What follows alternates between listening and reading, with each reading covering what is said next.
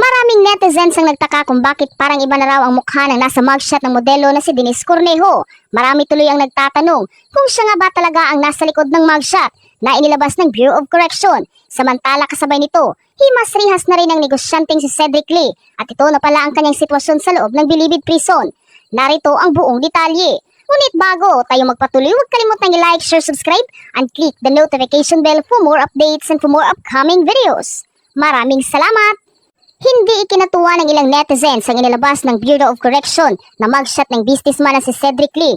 Nakangiti kasi ito at parang hindi apektado sa parusang habang buhay na pagkakakulong na ipinataw sa kanya matapos mapatunayang guilty sa kasong serious illegal detention for ransom na isinampa sa kanya ni Bong Navarro. Nagdududa tuloy ang ilang netizens kung may nalalaman bang paparating na good news si Cedric Lee na walang kaalam-alam ang publiko. Nakangiti kasi si Cedric Lee sa mga video na kuha ng iba't ibang TV news programs na sinadjust sa National Bureau of Investigation o NBI office sa Quezon City matapos niyang sumuko. Pero tila ipinagkanulo si Cedric ng kanyang mataas na blood pressure na isang pahiwatig na apektado siya sa hatol ng korte.